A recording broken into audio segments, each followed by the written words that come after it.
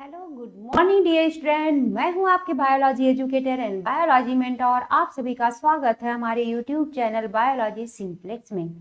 मैं आपके लिए लेकर आई हूं one short video lecture locomotion and movement. यहाँ पर हम लोग एनसीईआरटी लाइन बाय लाइन पढ़ने वाले हैं। तो चलिए हम लोग सबसे पहले स्टार्ट करते हैं लोकोमोशन एंड मूवमेंट। तो इसमें लोकोमोशन एंड मूवमेंट में हम लोग क्या पढ़ने वाले हैं कि लोकोमोशन क्या है, मूवमेंट क्या है, डिफरेंस क्या है लोकोमोशन एंड मूवमेंट में, कैसे हम पहचानेंगे कि ये लोकोमोशन है और ये मूवमेंट है। इसके अलावा हम लोग पढ़ने वाले देखिए टाइप्स ऑफ मूवमेंट पढ़ेंगे यहाँ पर हम लोग। देन हमारा नेक्स्ट टॉपिक होगा मसल्स। हम लोग यहाँ पर मसल की स्टडी करने वाले हैं। एंड देन हम लोग यहाँ स्केलेटल सिस्टम पढ़ेंगे। एंड देन यहाँ पर ज्वाइंट्स एंड इसके टाइप्स हम लोग पढ़ेंगे। एंड इसके अलावा जो इसके डिसऑर्डर्स होंगे वो हम पढ़ेंगे, जो मस्कुलर एंड स्केलेटल सिस्टम के डिसऑर्डर है। तो चलिए स्टार्ट करते हैं हम लोग लोकोमोशन एंड मूवमेंट। तो सबसे पहले बात करते हैं कि what is the locomotion and what is the movement.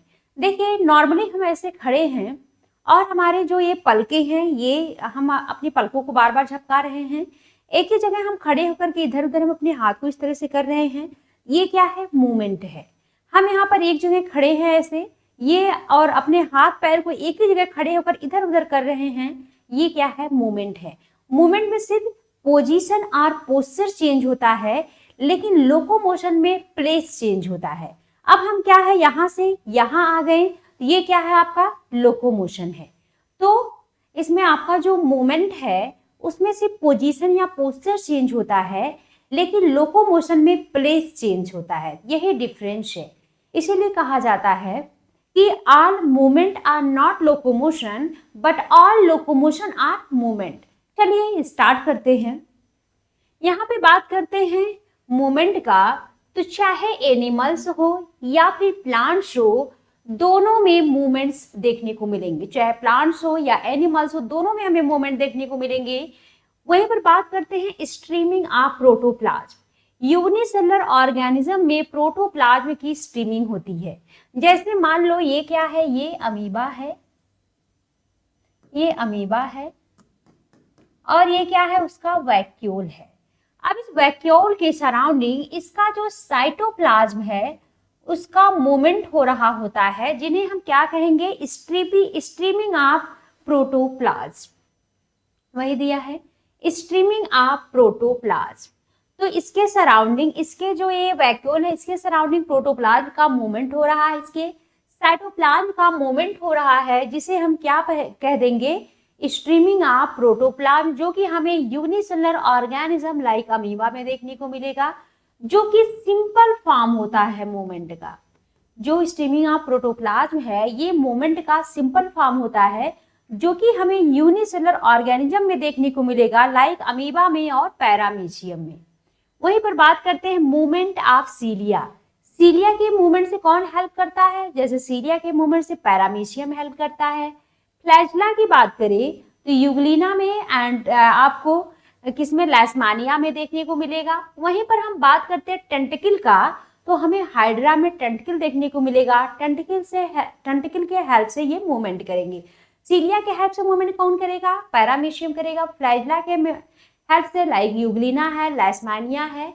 इसके अलावा टेंटिकल के हेल्प से मूवमेंट कौन करेगा, तो हाइड्रा करेगा। अब देखिए इसके अलावा बात करते हैं ह्यूमन बीइंग का, तो इनका लिम्ब में मूवमेंट देखने को मिलेगा, जॉ में मूवमेंट देखने को मिलेगा, आईलिड्स में मूवमेंट देखने को मिलेगा और टंग में मूवमेंट देखने को हमें मिलेगा।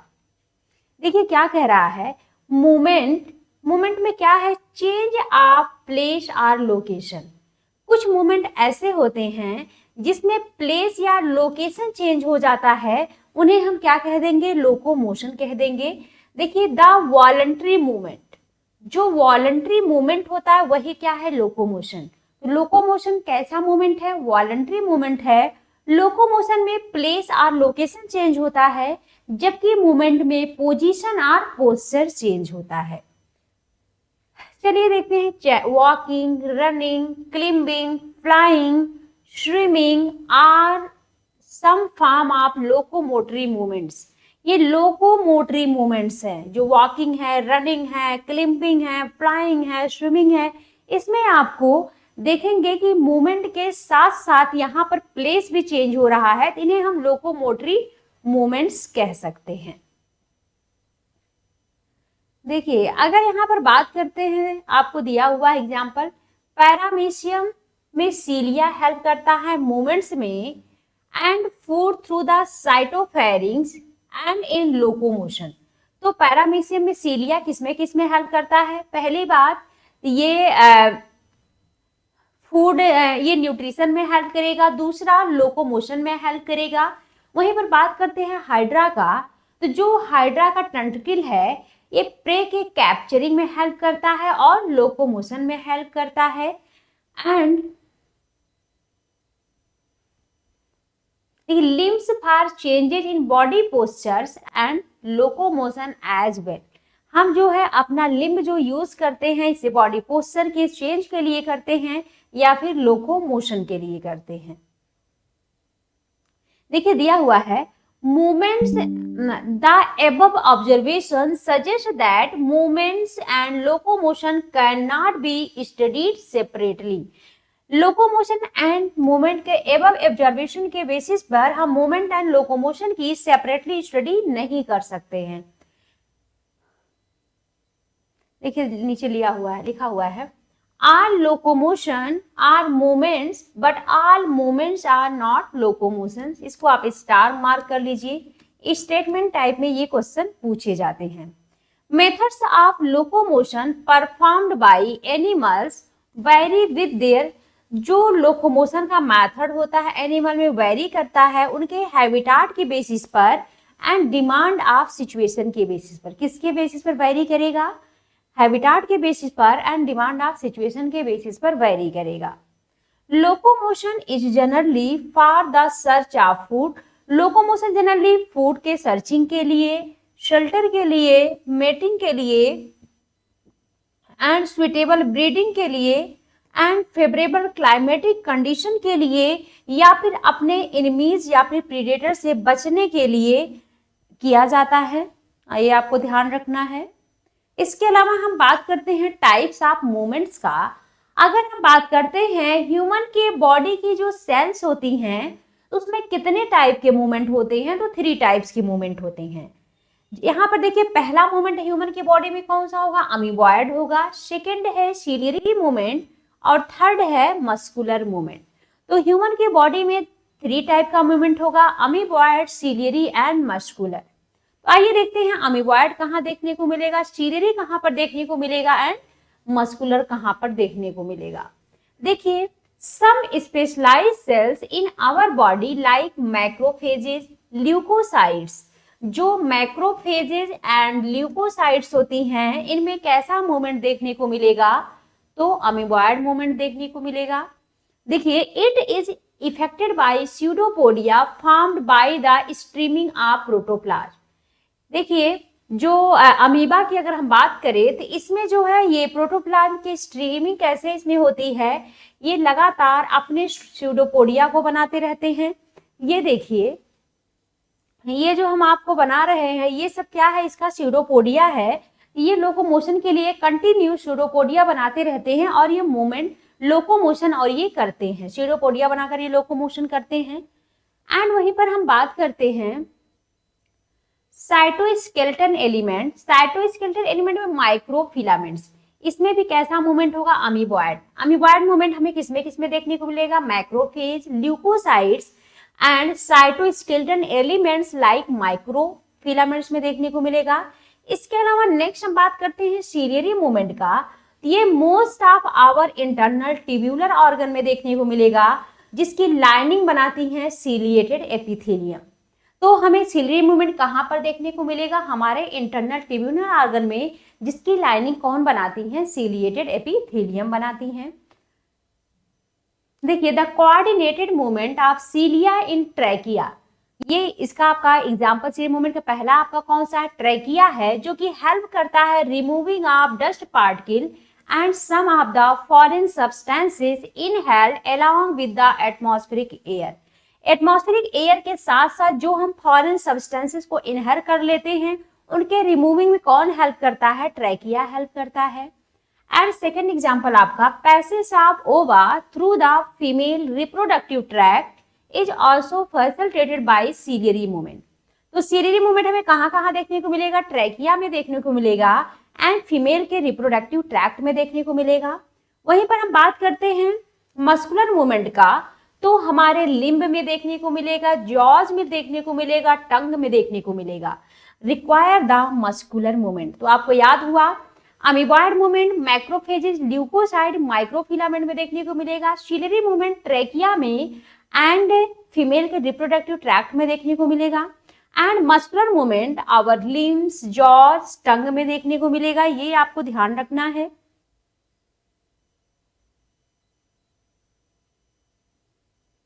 यहाँ पर एक सेंटेंस ये भी थोड़ा सा आपको ध्यान रखना है, locomotion requires a perfect coordinated activity of muscular, skeleton and neural system.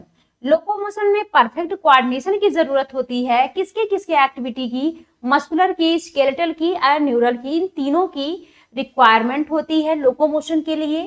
And then यहाँ पर हम नेक्स्ट बात करने जा रहे हैं मसल्स। चलिए हम यहाँ पर पढ़ेंगे मसल्स की। सबसे पहले आपको यहाँ पर एक पॉइंट ध्यान रखना है जो कि आप यहाँ दिया हुआ है चैप्टर नंबर 8 में पढ़ चुके हैं कि cilia and flagella are the outgrowth of cell membrane. जो सीलिया एंड फ्लैजिला होता है वो किसका आउटग्रोथ है, वो सेल मेम्ब्रेन का आउटग्रोथ है।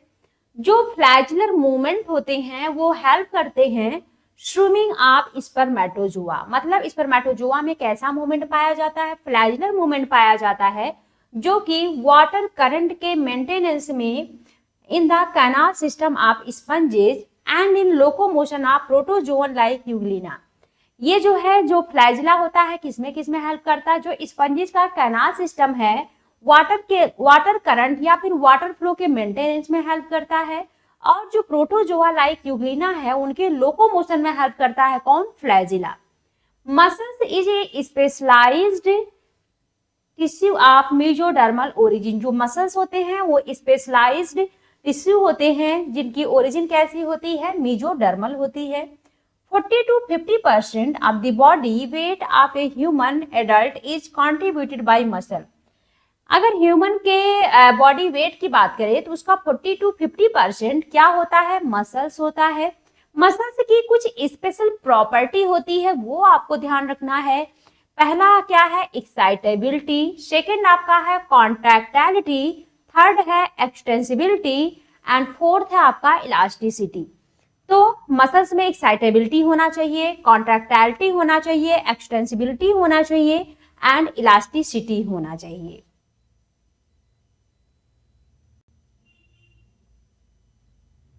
तो इसको आप याद रख सकते हैं CEQ, मतलब contractility, excitability, extensibility and elasticity.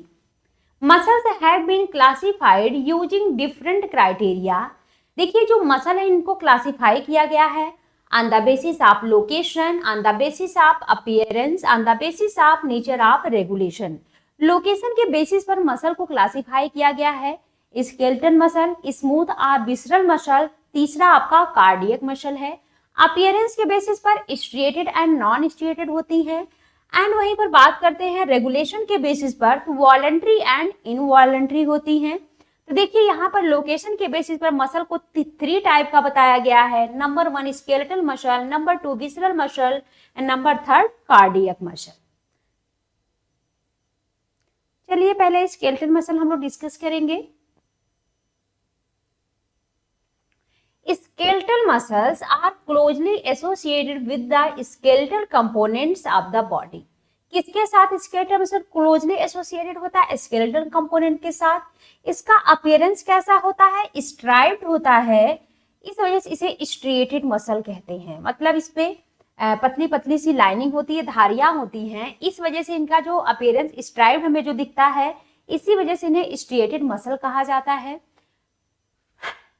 और इनकी जो एक्टिविटीज होती है under voluntary control of the nervous system, nervous system के वॉलंटरी कंट्रोल में होती है। इस वजह से स्केलेटल मसल का जो एक्शन होगा कैसा होगा, वॉलंटरी होगा।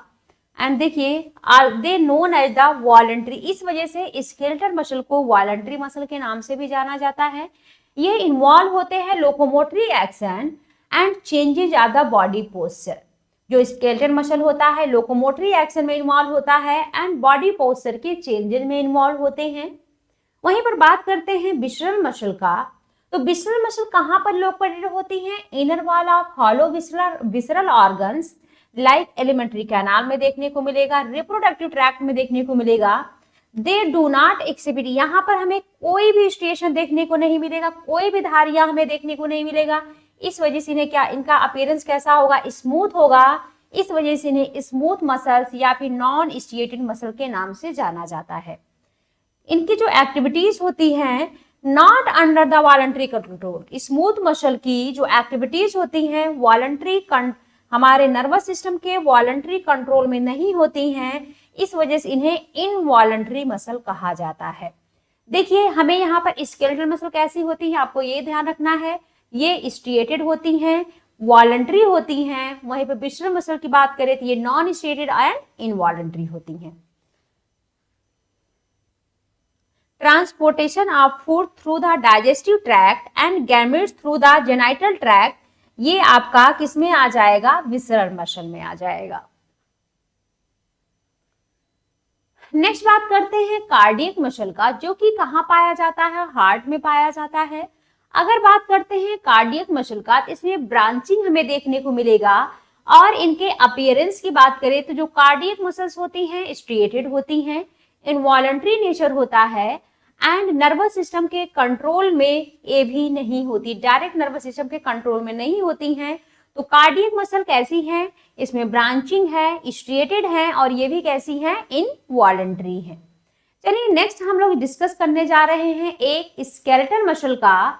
ये जो आपको डायग्राम दिखाया गया है यह एक स्केलेटल मसल का डायग्राम दिखाया गया है। देखिए ये जो आपको बहुत सारी ये जो दिखाई गई है ये क्या है? मसल,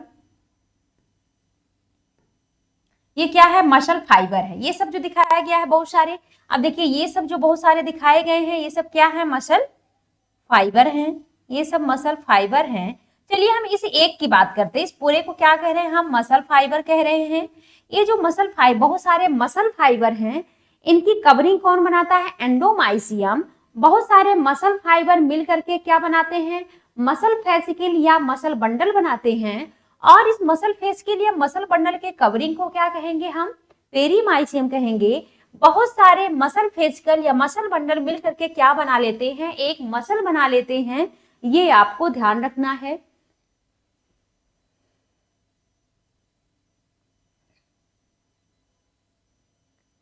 देखिए स्केलेटल मसल की अगर हम समझते हैं तो each organised skeletal muscles in our body is made up of number of muscle bundles or fascicle. जो ईच मसल होता है, बना होता है मसल बंडल या फेसिकल का, held together by a common collagenous connective tissue layer is called fascia. देखिए फेसिया हम किसे कहते हैं? देखिए पहले क्या है, जो सबसे मसल की सबसे छोटी यूनिट होती है वो मसल फाइबर है। बहुत सारे मसल फाइबर मिलकर के मसल फेसिकल या मसल बंडल बनाएंगे। बहुत सारे मसल फेसिकल या मसल बंडल मिलकर के एक मसल बनाते हैं। उस मसल की कवरिंग को एपीमाइसियम कहते हैं और एपीमाइसियम को ही कॉमनली फेसिया कहा जाता है। ये वही आपको बता रहा है। Each muscle bundle contains A number of muscle fibre.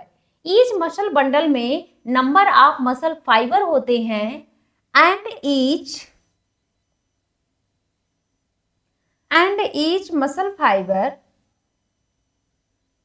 lined by plasma membrane is called sarcolemma। अगर हम ये देखिए बहुत सारी मसल है, इसमें इसकी अगर एक मसल फाइबर को हम निकाल लें, उसकी स्टडी करें, यह देखिए एक मसल है, तो इस मसल की मेम्ब्रेन को क्या कहेंगे हम? सार्कोलेमा कहेंगे।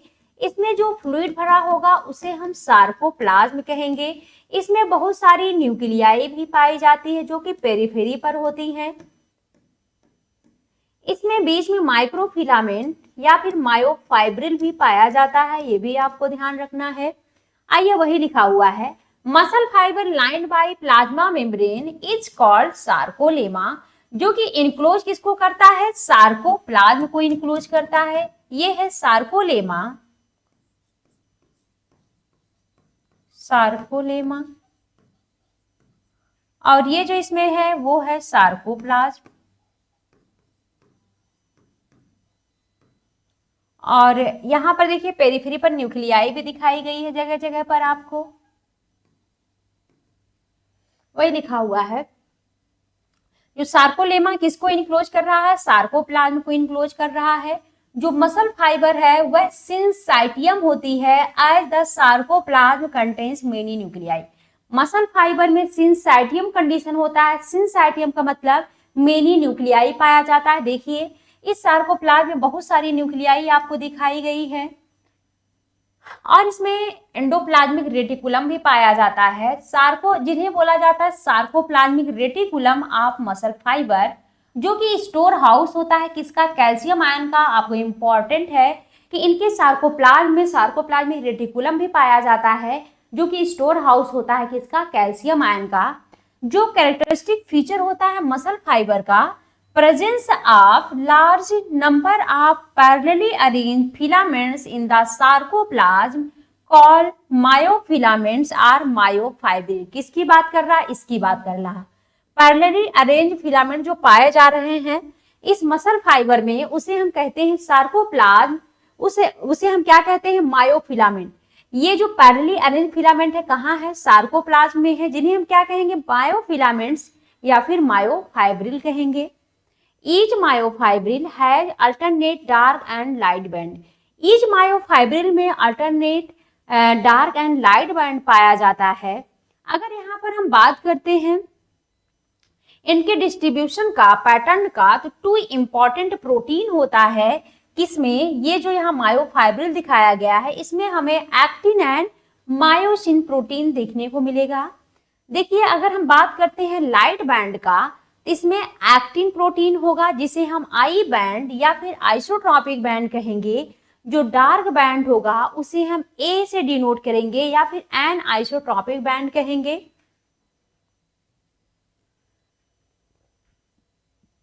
जिसमें कौन सा प्रोटीन होगा, मायोसिन होगा। देखिए both protein actin and myosin arrange होते हैं रॉड लाइक स्ट्रक्चर, पैरेलली होते हैं एक दूसरे के longitudinal axis of myofibril। Actin filament are thinner as compared to myosin filament। जो एक्टिन फिलामेंट होती हैं वो थिन होती है as compared to myosin filament, hence are commonly called thin and thick filament respectively। देखिए जो यहाँ पर एक्टिन फिलामेंट है उन्हें थिन कहेंगे, जो मायोसिन है उन्हें हम थिक फिलामेंट कहते हैं। In the center of each I band is an elastic fiber called Z line। चलिए यहाँ पे हम पहले समझते हैं।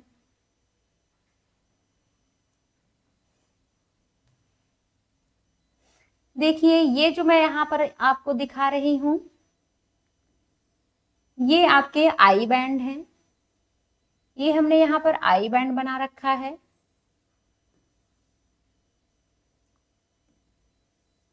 ये यहाँ पर आई बैंड है,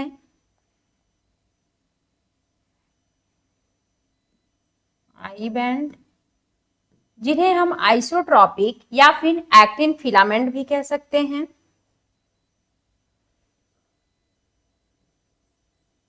और ये जो हम बीच में बना रहे हैं ये मायोसिन फिलामेंट है। ये बीच वाली जो है ये मायोसिन फिलामेंट है। देखिए आई बैंड को जो इंटरसेक्ट कर रही है, आई बैंड को जो इंटरसेक्ट कर रही है, आई बैंड को जो इंटरसेक्ट करती है वो जेड लाइन करती है। ये क्या है, जेड लाइन है। आई बैंड को जो इंटरसेक्ट कर रही है वो जेड लाइन कर रही है। आइए देखिए वही लिखा हुआ है कि in the centre of each I band, ये जो आई बैंड है उसके सेंटर की हम बात करें, each I band and elastic fibre, जो जेड लाइन है वह एक इलास्टिक फाइबर होता है जो कि बाइसेक्ट करता है किसको, आई बैंड को। The thin filament formally attach to Z line. अब ये जो थिन फिलामेंट है ये फॉर्मली अटैच होता है किससे, जेड लाइन से। थिक फिलामेंट की बात करते हैं जो कि ए बैंड है। ये वाला जो बीच वाला हमने बनाया है ग्रीन कलर से, ये कैसा फिलामेंट है? तो ये है थिक फिलामेंट।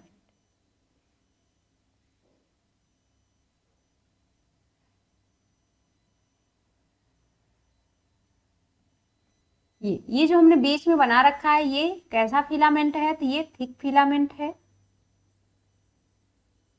जिसे हम ए बैंड कह सकते हैं। एन आइसोट्रॉपिक बैंड कह सकते हैं, जो क्या है आपका मायोसिन प्रोटीन है। ये मायोसिन प्रोटीन का बना होगा।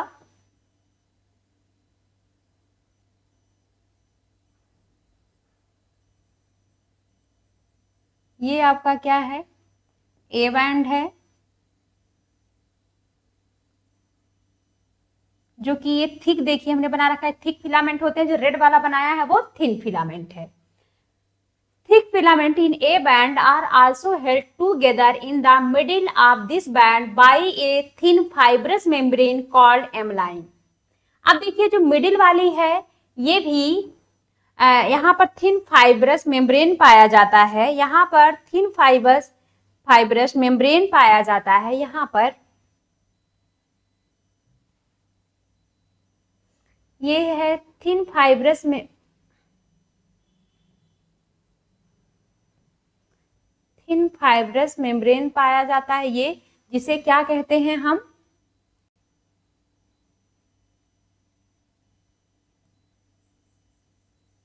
ये क्या है? एम लाइन है। वही लिखा हुआ है, देखिए जरा। The thick filaments in the A band are also held together in the middle of this band by a thin fibrous membrane called M line. ये जो हमने ग्रीन कलर से आपका बना रखा है, ये आपका क्या है? ए बैंड है। ये आपका ए बैंड है और ये आपका आई बैंड है।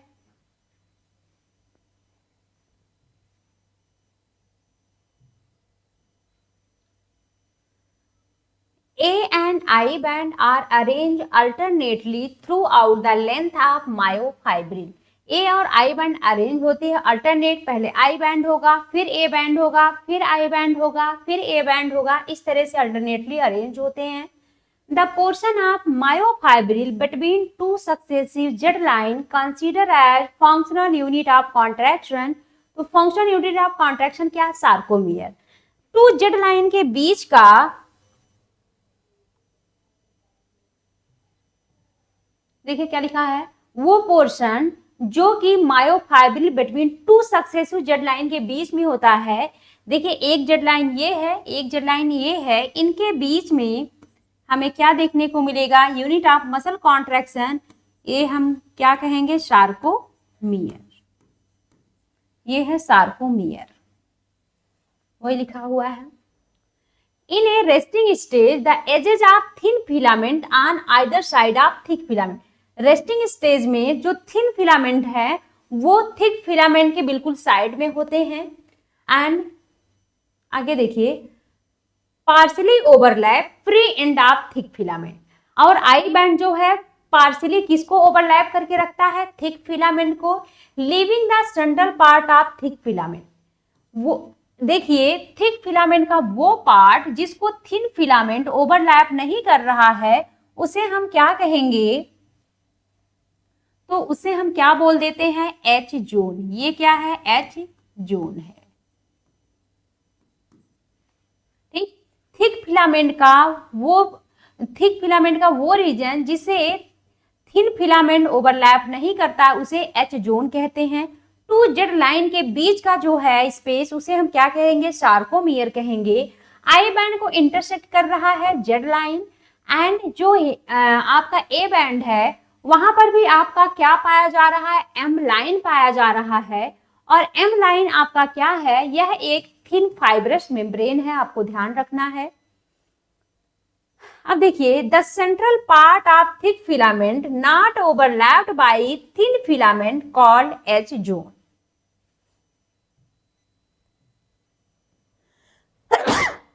सॉरी, देखिए ये वही डायग्राम बनाया गया है। ये आपको ब्लैक कलर दिखाया गया है, डार्क है, जिसे हम क्या बोल सकते हैं, डार्क बैंड बोल सकते हैं, ए बैंड बोल सकते हैं, ये आपका एन आइसोट्रॉपिक कह सकते हैं, ये मायोसिन प्रोटीन का बना हुआ है। और ये आपको देखिए जो लाइट कलर में पूरा ये दिख रहा है वो आपका आई बैंड है, जिसे हम आइसोट्रॉपिक, जो कि एक्टिन प्रोटीन का बना होता है। अब इसे देखिए बाइसेक्ट कौन कर रहा है, आई बैंड को जेड लाइन बाइसेक्ट कर रहा है। यहाँ पर ये देखिए जो आपको दिखाया गया है ये ए बैंड दिखाया गया है।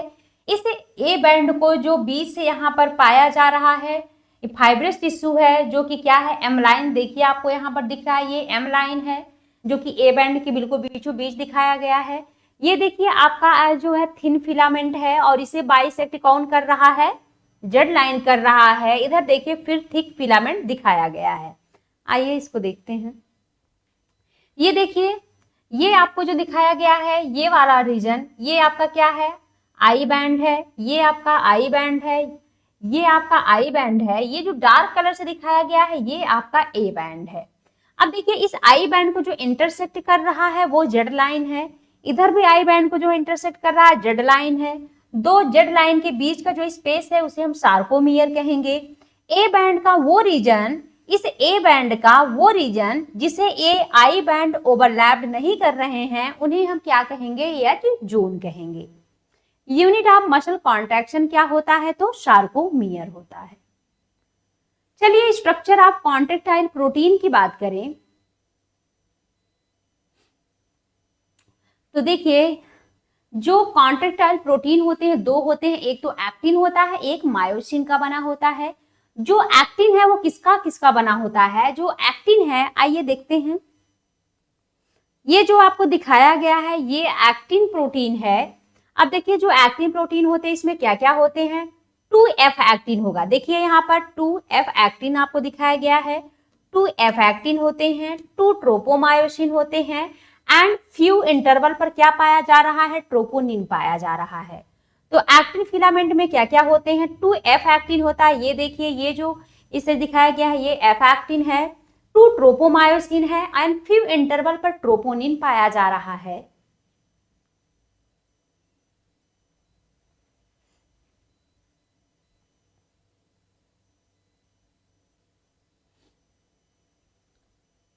देखिए यहाँ पर each actin filament is made up of 2F actin helically bound to each other. Each F actin is a polymer of monomeric G actin.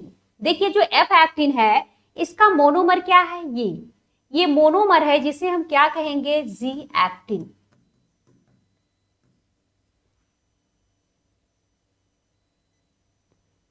अब देखिए अब ये पॉलीमराइज होकर के जो जी एक्टिन है ये पॉलीमराइज होकर के क्या बना लेते हैं, एफ एक्टिन।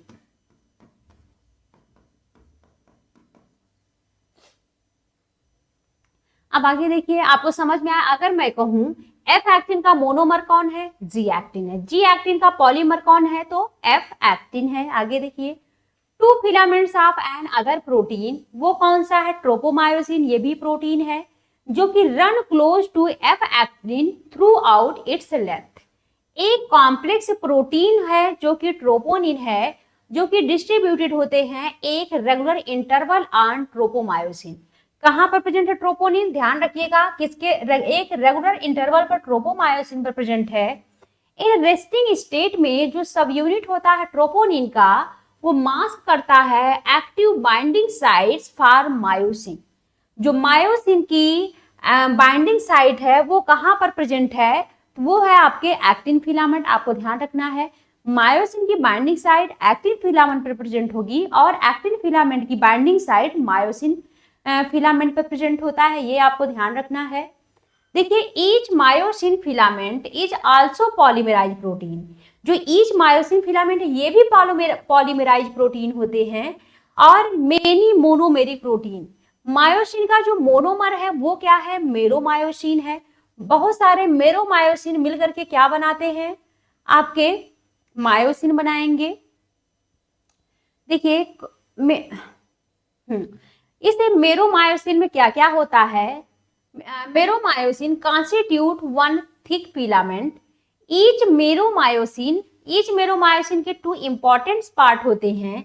एक तो globular head with short arm होता है और एक टेल होता है जो फॉर्मल है, मतलब जो पहले वाला है globular head with short arm, इन्हें हम क्या कहेंगे, हैवी मेरोमायोसिन।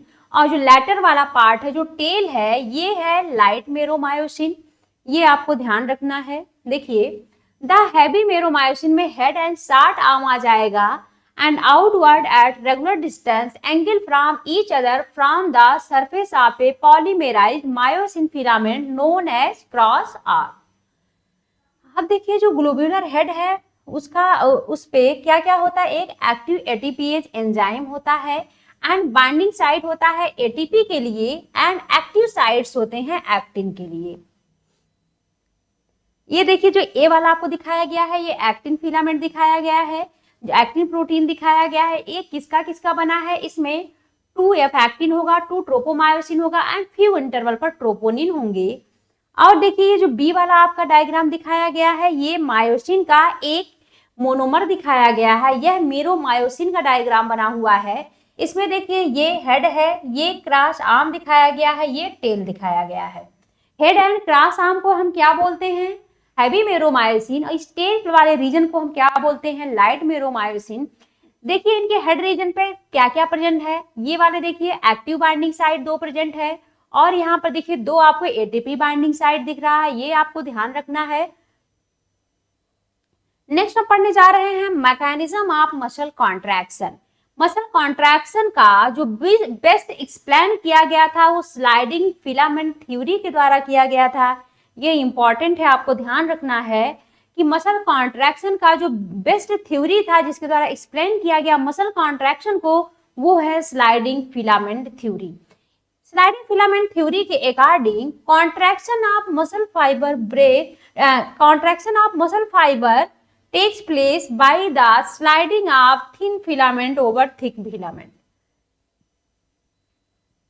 स्लाइडिंग फिलामेंट के अकॉर्डिंग, इस थ्योरी के अकॉर्डिंग ये बोला गया कि जो थिन फिलामेंट है वो स्लाइड करता है किस पर, थिक फिलामेंट पर। मान लो ये थिन फिलामेंट है, ये थिक फिलामेंट है। थिक फिलामेंट ऐसे है, ये थिन फिलामेंट जो है यह क्या करेगा, स्लाइड करेगा थिक फिलामेंट पर। थिक फिलामेंट स्लाइड नहीं करता, थिन फिलामेंट स्लाइड करता है किस पर, थिक फिलामेंट पर।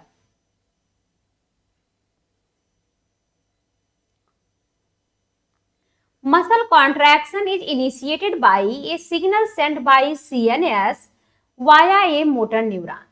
देखिए, मसल कॉन्ट्रैक्शन इनिशिएट कब होता है, जब सेंट्रल नर्वस सिस्टम के द्वारा सिग्नल कौन लेकर आता है हमारे मसल फाइबर तक, मोटर न्यूरॉन लेकर आता है।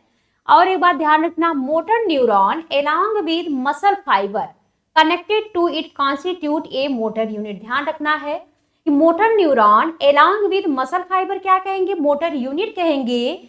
एंड जंक्शन को हम क्या कहेंगे, motor neuron and sarcolemma of muscle fibre के बीच की जंक्शन को हम क्या कहेंगे, न्यूरोमस्कुलर जंक्शन या फिर मोटर इंडप्लेट। आपको ध्यान रखना है, motor neuron and muscle fibre के बीच का जो जंक्शन है उसे न्यूरोमस्कुलर जंक्शन कहेंगे या फिर मोटर इंडप्लेट कहेंगे, लेकिन दोनों को एक साथ हम क्या कह देते हैं, मोटर यूनिट कह देते हैं। A neural signal reaching this junction, एक सिग्नल पहुंचता है इस जंक्शन तक और यहाँ पर एक न्यूरोट्रांसमीटर सिक्रीट होगा जो कि क्या है, एसिटाइल कोलिन है, जो कि एक्शन पोटेंशियल जनरेट करता है कहाँ पर, सार्कोलेमा में। Spread through the muscle fibre, ये मसल फाइबर में क्या होता है, स्प्रेड हो जाता है। और जो ये जाकर के किसे, देखिए जैसे ही सिग्नल पहुंचता है हमारे मसल फाइबर तक, हमारी जो मसल फाइबर है सोडियम आयन के लिए परमिएबल हो जाता है। ज्यादा से ज्यादा सोडियम आयन सार्कोप्लाज्म में जाने लगता है। अब वो क्या करेगा, जो जाकर के सोडियम आयन हमारे सार्कोप्लाज्मिक रेटिकुलम को ट्रिगर करेगा और सार्कोप्लाज्मिक रेटिकुलम क्या सिक्रीट कर देता है, calcium ion.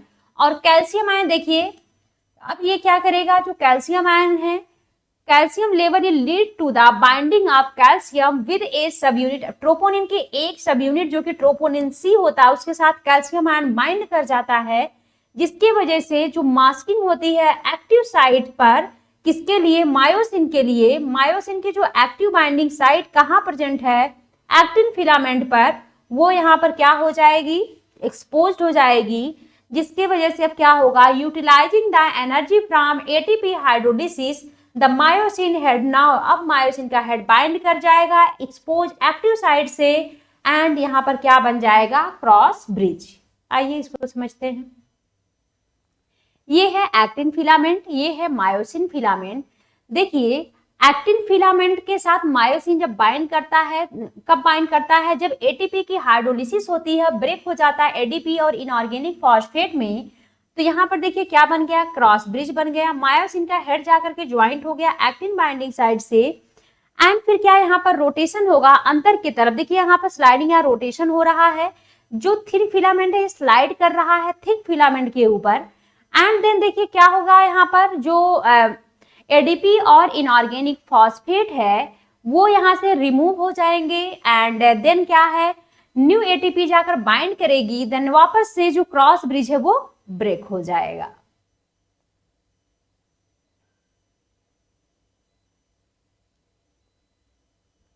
This pulls attach actin filament toward the center of A band.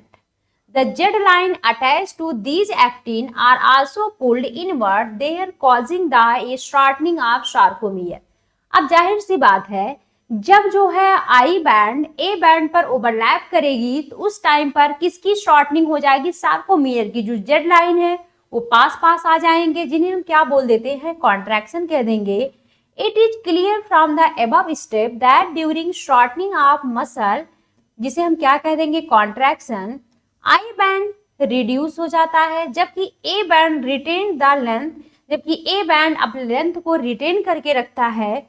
The myosin releasing the ADP and inorganic phosphate back to its relax state, ये new ATP bind and cross bridge is broken. फिर new ATP bind करता है, cross bridge जो बना था वो break हो जाता है, एटीपी अगेन हाइड्रोलाइज होता है by myosin head and cycle of cross bridge formation. इस तरह से ये फिर चलती रहती है।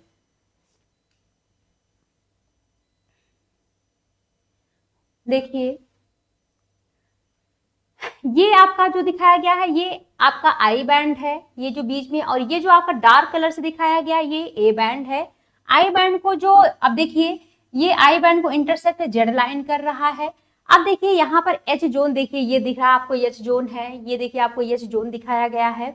ये रिलैक्स कंडीशन में आप देखेंगे ये जो आपका आई बैंड है एक्टिन प्रोटीन का बना हुआ है, ए बैंड मायोसिन प्रोटीन का बना हुआ है। तो रिलैक्स कंडीशन में अनचेंज रहेंगे एक्टिन एंड मायोसिन प्रोटीन की जो लेंथ है, एक्टिन एंड मायोसिन प्रोटीन की जो लेंथ है रिलैक्स कंडीशन में कैसा है, यहाँ पर रिमेन्स अनचेंज है। अब ये आप एच जोन को देख लीजिए, ये आप जो है सार्कोमियर को देख लीजिए। जैसे ही कॉन्ट्रैक्शन होगा, ड्यूरिंग कॉन्ट्रैक्शन, अब देखिए जो जेड लाइन है वो पास पास आ रहे हैं, सार्कोमियर की शॉर्टनिंग हो रही है, एच जोन का भी यहाँ पर क्या हो रहा है, एच जोन भी रिड्यूस हो रहा है और फाइनली क्या हो जाएगा, डिसअपियर हो जाएगा।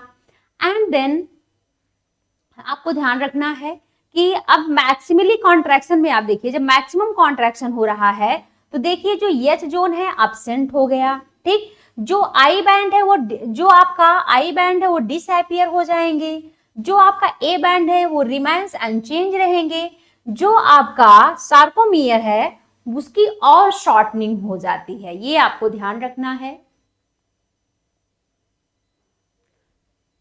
And breakage is repeated causing further sliding. This process continues till calcium ion are pumped back to the sarcoplasmic cisternae, resulting in the masking of actin filament. अब देखिए वापस return of Z line back to their original position, जिसे हम क्या कह देंगे, relaxation कह देंगे। The reaction time of fiber can vary in different muscle. Repeated activation of muscle can lead to the accumulation of lactic acid due to anaerobic breakdown of glycogen, them causing fatigue. देखिए ये थकावट लोगों को क्यों हो जाती है, अगर आप हैवी एक्सरसाइज करते हैं उस टाइम पर एनारोबिक ब्रेकडाउन होता है, होने लगता है ग्लाइकोजन का, जिसकी वजह से लैक्टिक एसिड का एक्युमुलेशन होने लगता है और आपको फटीग फील होता है, ये आपको ध्यान रखना है। यहाँ पर चलिए एक बात आती है व्हाइट फाइबर का एंड एक white muscle fibre and red muscle fibre का। तो आइए देखिए, muscle contents a red colour oxygen storing pigment myoglobin कहेंगे। जो मायोग्लोबिन होता है कहाँ पर, रेड फाइबर में ज्यादा होगा, व्हाइट में कम होगा। तो ये आपको ध्यान रखना, myoglobin content is high in some of the muscles which give a reddish appearance. ऐसे मसल को हम क्या कह देते हैं, रेड फाइबर कह देंगे। और muscles also contain plenty of mitochondria. जो रेड मसल होती है, रेड मसल फाइबर होती है, उसमें माइटोकांड्रिया बहुत ज्यादा पाई जाती हैं। Large amount of oxygen store होता है एटीपी के प्रोडक्शन के लिए। अब और यहाँ पर रिस्पायरेशन कैसा होगा, एरोबिक होगा। तो जो रेड मसल है उसमें मायोग्लोबिन ज्यादा होगा, इसके अलावा माइटोकांड्रिया भी ज्यादा होगा, और यहाँ पर कैसा रिस्पायरेशन होगा, एरोबिक होगा। वहीं पर बात करते हैं व्हाइट मसल फाइबर का। यहाँ पर देखिए वेरी लेस क्वांटिटी मायोग्लोबिन की होगी, और ये अपीयर होते हैं हल्के कलर के या फिर व्हाइटिश, इस वजह से इन्हें व्हाइट फाइबर कहा जाता है। जो नंबर ऑफ माइटोकांड्रिया होती हैं वो भी कम होंगी, एंड जो अमाउंट ऑफ सार्कोप्लाज्मिक रेटिकुलम होता है वो हाई होता है, और यहाँ पर रिस्पायरेशन कैसा होता है, तो एनारोबिक होता है। चलिए अब हम लोग बात करते हैं स्केलेटन सिस्टम का। तो ह्यूमन के स्केलेटन सिस्टम में टोटल नंबर ऑफ बोन कितनी होती है, 206। आइए देखते हैं।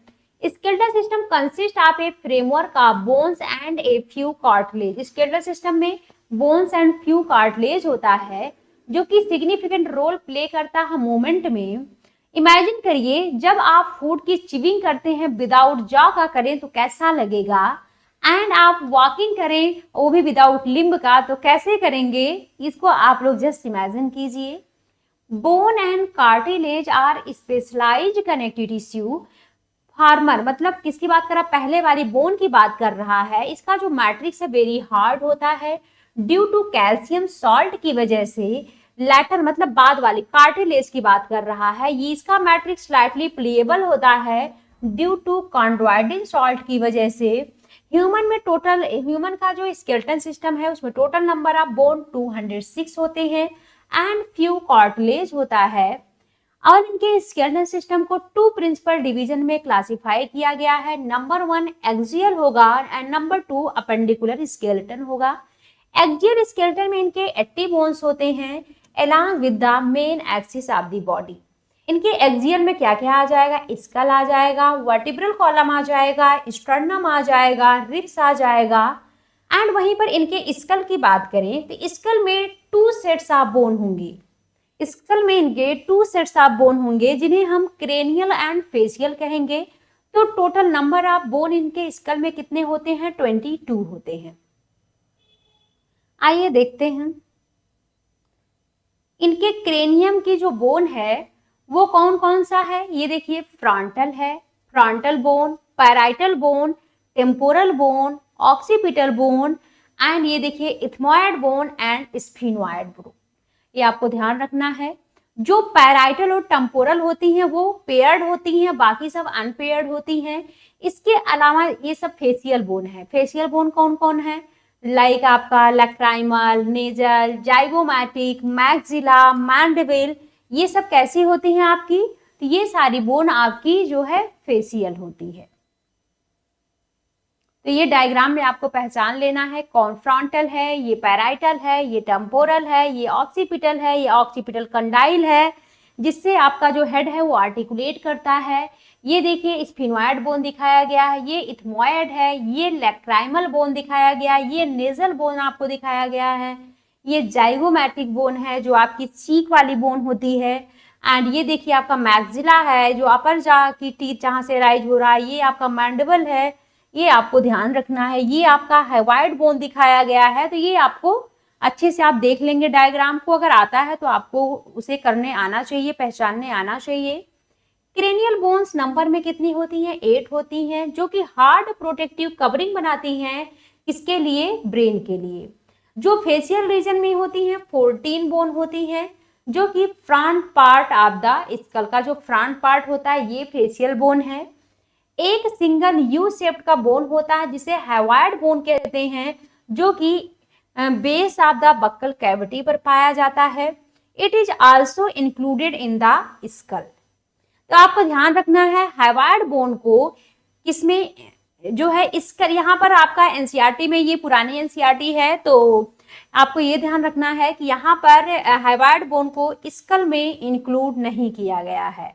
हाइवार्ड बोन को स्कल में इंक्लूड नहीं किया गया है, यहाँ पर इंक्लूडेड लिखा हुआ है बट इंक्लूड नहीं किया गया है। ईच मिडिल ईयर की बात करें तो उसमें 3 टिनी बोन्स होते हैं, मैलियस, इनकस एंड स्टेपीज होंगे, जिन्हें कलेक्टिवली हम ईयर ऑस्किल कहते हैं। स्कल रीजन आर्टिकुलेट करता है with superior region of the vertebral column के साथ by the help of 2 occipital condyles. इसी वजह से अपने हमारे स्कल को क्या कहा जाता है, डाइकंडाइलिक स्कल कहा जाता है। वहीं पर बात करते हैं हमारे वर्टिब्रल कॉलम का, तो टोटल बोन कितनी होती है, 26 होती है हमारे वर्टिब्री में। एंड अरेंज यूनिट्स को हम वर्टिब्री कहते हैं, जो कि डॉर्सली प्लेस्ड होता है, एक्सटेंड करता है बेस ऑफ स्कल से main framework of the trunk तक। Each vertebra has a central, each vertebra में हॉलो पोर्शन होता है जिसे न्यूरल कैनाल कहते हैं, जहां से हमारा स्पाइनल कॉर्ड पास होता है। जो फर्स्ट वर्टिब्रा है उसका नाम क्या है, एटलस है, आपको ध्यान रखना है, जो कि आर्टिकुलेट करता है इस ऑक्सीपिटल कंडाइल के साथ। जो वर्टिब्रल कॉलम है वो डिफरेंशिएटेड है, किसमें आपको ध्यान रखना है, जो वर्टिब्रल कॉलम है वो किसमें डिफरेंशिएटेड है।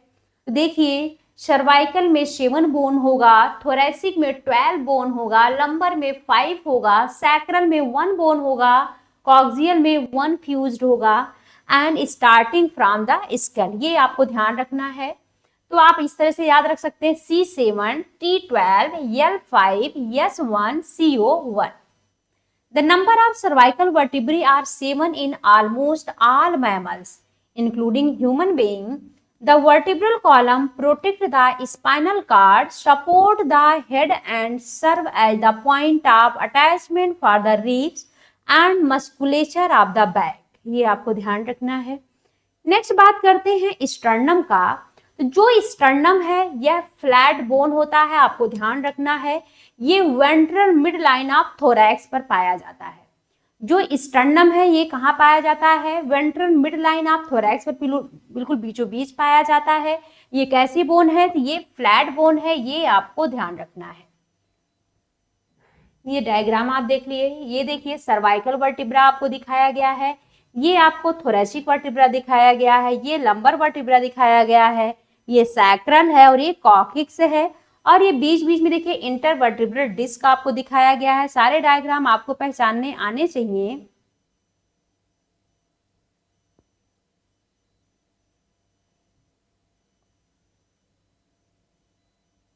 अब हम बात करते हैं रिब्स का। तो जो रिब्स होते हैं वो 12 पेयर होते हैं। Each rib is a thin flat bone, each rib जो है थिन फ्लैट बोन होती हैं। ये डॉर्सली कनेक्टेड होती हैं वर्टिब्रल कॉलम से और वेंट्रली कनेक्टेड होते हैं स्टर्नम से। इसके 2 आर्टिकुलेशन सरफेस होता है on its dorsal end is hence called bicephalic. ठीक है, ये ध्यान रखना है आपको। इसके 2 आर्टिकुलेशन सरफेस होता है, इस वजह से इन्हें क्या बोलते हैं, बाइसिफेलिक बोलते हैं,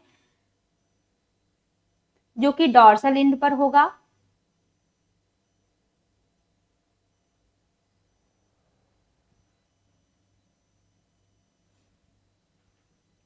the first 7 pair of ribs को हम ट्रू रिब्स कहेंगे। ये डॉर्सली अटैच होते हैं थोरेसिक वर्टिब्री से और वेंट्रली अटैच होते हैं स्टर्नम से with the help of hyaline cartilage. Hyaline cartilage के हेल्प से ये डॉर्सली किससे अटैच होंगे, वर्टिब्री से, और वेंट्रली किससे अटैच होते हैं, स्टर्नम से। And 8, 9, 10th pairs of ribs do not articulate directly with the sternum. जो 8, 9, 10th पेयर्स की रिब होती हैं वो डायरेक्ट स्टर्नम के साथ आर्टिकुलेट नहीं करती हैं, ये जुड़ी होती हैं 7th नंबर के रिब से bye the help of hyaline cartilage. तो ऐसे इन रिब्स को वर्टिब्रोकॉन्ड्रियल रिब्स कहा जाता है। जो वर्टिब्रोकॉन्ड्रियल रिब्स कहा जाता है, जो कि जिन्हें हम फॉल्स रिब्स भी कह सकते हैं, ये भी ध्यान रखना है। Last 2 pairs 11th and 12th of the ribs ये वेंट्रली कनेक्ट ही नहीं होती हैं, डॉर्सली कनेक्ट होती हैं ये रिब्स फ्लैट करती रहती हैं। The thoracic vertebrae ribs and sternum together form the rib cage. तो आपको ध्यान रखना है जो फर्स्ट सेवंथ रिब होती हैं डॉर्सल में वर्टिब्रल कॉलम से अटैच होती हैं, वेंट्रल से स्टर्नम से अटैच होती हैं, इस वजह से इन्हें क्या बोलते हैं हम वर्टिब्रो स्टर्नल रिब्स कहेंगे। आपका यहाँ पर लिखा हुआ है देखिए, इस वजह से उन्हें क्या बोलेंगे वर्टिब्रो स्टर्नल रिब्स कहेंगे फिलहाल। और जो 8, 9, 10 नंबर की रिब्स है इन्हें हम कहेंगे क्या वर्टिब्रो कॉर्नल, क्योंकि ये डॉर्सल में वर्टिब्री से अटैच होंगी, वेंट्रल में 7th नंबर की रिब से अटैच होती हैं। वर्टिब्रो कॉर्नल को फॉल्स रिब भी कहा जाता है। और लास्ट जो 2 पेयर्स हैं वो डॉर्सल में वर्टिब्री से अटैच तो होती हैं लेकिन वेंट्रल में किसी से भी अटैच नहीं होती हैं, इस वजह से इन्हें फ्लोटिंग रिब्स कहा जाता है। The bones of limb along with their girdle constitute the appendicular skeleton। देखिए एक्सियल में 80 बोन थी, अपेंडिकुलर में 126 बोन होती हैं। 120 बोन लिम्स में होती हैं, upper limb and lower limb, each limb में 30 बोन होंगी, तो 2 upper limb 60 and 2 lower limb में 60, देन 120 बोन एंड 6 बोन इनके गर्डिल में होती हैं। यहाँ पर जो है 4 जो है पेक्टोरल गर्डिल में होगी और 2 बोन पेल्विक गर्डिल में होगा। आगे हम लोग देखेंगे each limb is made up of 30 bones, the bones of the hand 4 limb. चलिए अच्छा ये देख लीजिए रिब्स एंड रिब केज। ये देखिए जो फर्स्ट 7th रिब है इन्हें ट्रू रिब्स कहेंगे, 8, 9, 10th फॉल्स रिब है और 11, 12th जो है ये आपके फ्लोटिंग रिब्स हैं, ये आपको ध्यान रखना है।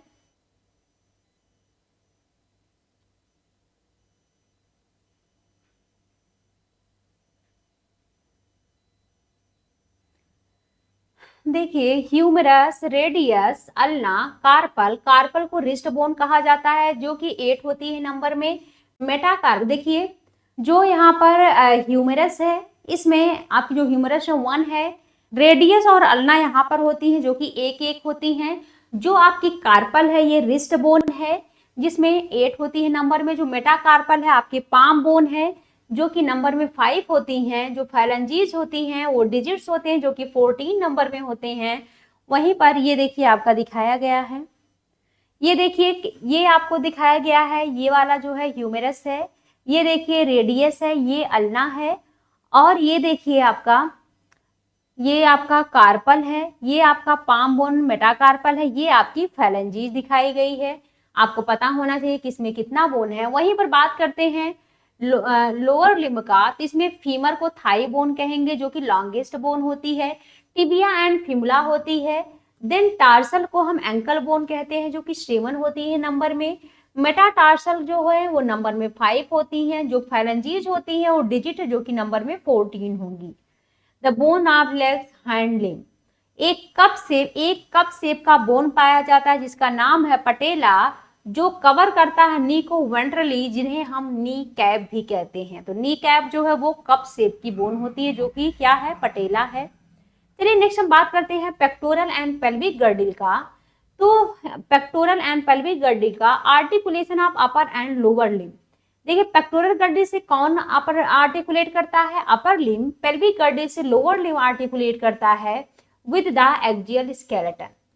ईच गर्डिल बना होता है 2 हाल्व का। ईच गर्डिल जो है वो बना होता है 2 हाल्व का। Each half of pectoral girdle की बात करें तो उसमें 1 क्लेविकल होगा एंड 1 स्कैपुला होगा।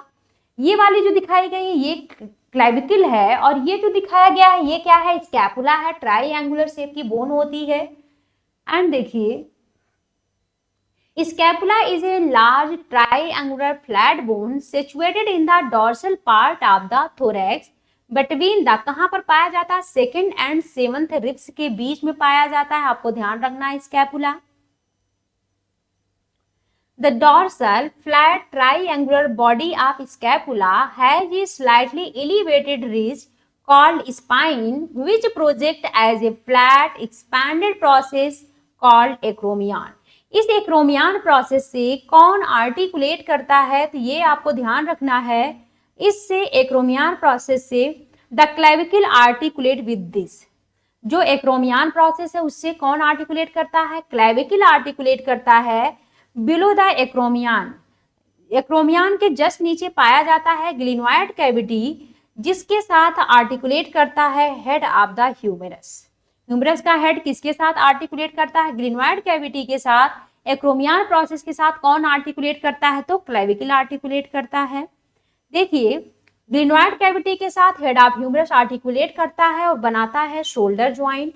Each clavicle is a long cylinder bone with two curvature होता है।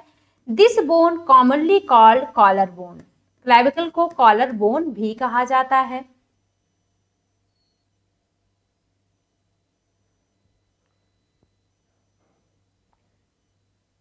ये देखिए हमारे लेग की है, ये है आपको फीमर दिखाया गया है, ये देखिए टिबिया है, ये देखिए आपका फिबुला है, टार्सल है, देन आपका शोल का मेटाटार्सल है, फैलेंजीज है, ये देखिए पटेला है जो कि कप शेप है, वेंट्रली कवर कर रहा है नी को।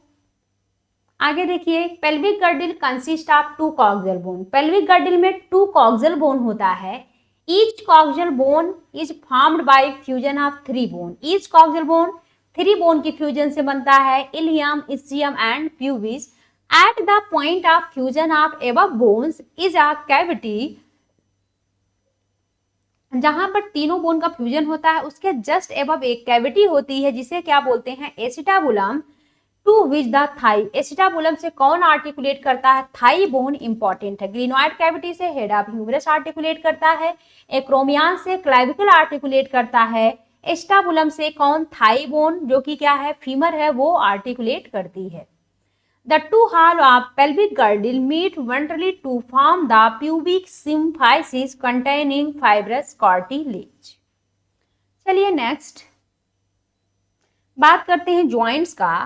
तो ज्वाइंट जो है वो एजेंशियल होता है ऑल टाइप्स ऑफ मूवमेंट्स के लिए, the bony parts of the body. Locomotory movements are no exception to. देखिए जो ज्वाइंट्स होता है point of contact between bones or between bone and cartilage. हमें ज्वाइंट या तो दिखेगा बोन टू बोन का जहां कनेक्शन कांटेक्ट में रहेंगे, या फिर बोन एंड कार्टिलेज कांटेक्ट में रहेंगे। Force generated by muscle is used to carry out the movement through the joint. Joint किसकी तरह एक्ट करता है, एक फलक्रम की तरह एक्ट करता है। एक जो है ये आपको ध्यान रखना है, यह एक आधार होता है जिसके बेसिस पर आप क्या कर सकते हैं, मूवमेंट कर सकते हैं, लोकोमोशन कर सकते हैं। Mobility at this joint very depend on different factor. Joints को क्लासिफाई किया गया है, कितने टाइप के ज्वाइंट्स होते हैं, number 1 fibrous joint, number 2 cartilaginous joint, number 3 synovial joint. Fibrous joint की बात करें तो फाइब्रस ज्वाइंट में no movement, do not allow any movement. Example इसका आपका कौन सा है, स्कल बोन में आपको देखने को मिलेगा। जो स्कल बोन में जो सूचर होगा वहां पर देखने को मिलेगा, ये आपका इंपॉर्टेंट है। कार्टिलेजिनस ज्वाइंट की बात करें तो यहाँ पर लिमिटेड मूवमेंट होगा, ये आपको ध्यान रखना है। ये हमें कहाँ पर देखने को मिलेगा, एडजेसेंट वर्टिब्री में देखने को मिलेगा, वर्टिब्रल कॉलम के। वहीं पर बात करते हैं साइनोवियल ज्वाइंट का, तो जो साइनोवियल ज्वाइंट है presence of a fluid filled synovial cavity पाई जाती है between the articulating surface of two bone. यहाँ पर फ्लूइड फिल्ड कैविटी होता है, जो फ्लूइड होता है उसे साइनोवियल फ्लूइड कहते हैं, जो कैविटी होता है उसे साइनोवियल कैविटी कहा जाता है। Such an arrangement allow considerable movement, these joints help in locomotion and many other movement. अब देखिए इसके बहुत सारे टाइप आपको ध्यान रखना, फाइब्रस मूवमेंट में no movement, cartilaginous joint, fibrous joints में no movement and cartilaginous joint में लिमिटेड मूवमेंट, साइनोवियल में मेजरेबल मूवमेंट होगा। साइनोवियल में कौन कौन आ जाएगा, आपका बॉल एंड सॉकेट ज्वाइंट आ जाएगा, जो कि ह्यूमरस एंड पेक्टोरल गर्डल के बीच में होगा। देखिए एक इस तरह से डिप्रेशन को हम क्या कहेंगे, सॉकेट कहेंगे, और एक बोन बॉल लाइक होगा, वो आकर इस सॉकेट में फिट हो जाएगा, जिसे हम कहेंगे बॉल एंड सॉकेट ज्वाइंट कहेंगे, जो कि हमें कहां पर देखने को मिलेगा, between humerus and pectoral girdle. जो हिंज ज्वाइंट है वो हमें नी में देखने को मिलेगा। पाइवोट ज्वाइंट हमें एटलस और एक्सिस के बीच में देखने को मिलेगा। ग्लाइडिंग ज्वाइंट हमें कार्पल के बीच में देखने को मिलेगा। एंड सैडल ज्वाइंट हमें बिटवीन कार्पल एंड मेटाकार्पल देखने को मिलेगा। तो ये आपके एग्जाम्पल हो गए साइनोवियल ज्वाइंट्स में, जो भी उनके अदर ज्वाइंट है ये आपको ध्यान रखना है, एग्जाम्पल काफी इंपॉर्टेंट है। डिसऑर्डर की यहाँ पर हम बात करें तो एक पहला डिसऑर्डर है मायस्थीनिया ग्रेविस। ये कैसा डिसऑर्डर है? ऑटो इम्यून डिसऑर्डर है। इसमें जो हमारा न्यूरोमस्कुलर जंक्शन है वो अफेक्ट होता है, जिसकी वजह से फटीग हो जाती है, वीकनिंग लगती है और स्केलेटल मसल का पैरालिसिस हो जाता है। नेक्स्ट डिजीज है मस्कुलर डिस्ट्रॉफी, जो कि कैसा डिसऑर्डर है? जेनेटिक डिसऑर्डर है। इसमें जो स्केलेटल मसल है उसका डिजनरेशन होने लगता है। नेक्स्ट डिजीज है टेटानी। टेटानी क्या है? रैपिड स्पॉज, बहुत वाइल्ड कॉन्ट्रैक्शन होता है मसल में due to low calcium ion in body fluids. Next है आर्थराइटिस, जहां कहीं भी आर्टिस टर्म लगा होता है उन्हें हम इन्फ्लेमेशन कहेंगे। तो इन्फ्लेमेशन ऑफ ज्वाइंट आपका क्या कहलाएगा? आर्थराइटिस कहलाएगा। नेक्स्ट है आपका ऑस्टियोपोरोसिस, जो एज रिलेटेड डिसऑर्डर है वो क्या है? ऑस्टियोपोरोसिस है। इसमें जो बोन का मास है वो डिक्रीज कर जाता है, जिसकी वजह से फ्रैक्चर के चांसेस बढ़ जाते हैं। ये बेसिकली हमें फीमेल में देखने को मिलेगा। ये हमें एस्ट्रोजन का लेवल जब कम हो जाता है तब देखने को मिलता है। गाउट क्या है? Inflammation of joint due to accumulation of uric acid crystal. यहाँ पर इन्फ्लेमेशन होने लगता है ज्वाइंट में, किसके एक्यूमुलेशन से? यूरिक एसिड के। तो उन्हें हम क्या कह देंगे? गाउट कह देंगे। तो हमारा ये चैप्टर कंप्लीट हुआ। तो चलिए अब हम आपसे जल्द ही मिलते हैं नेक्स्ट वीडियो में। तब तक के लिए आप अपनी पढ़ाई अच्छे से करते रहिए, क्वेश्चन की प्रैक्टिस करिए, बार बार एनसीईआरटी रिवीजन करिए, डेफिनेटली आप नीट में सेलेक्ट हो जाएंगे। तब तक के लिए बाय बाय।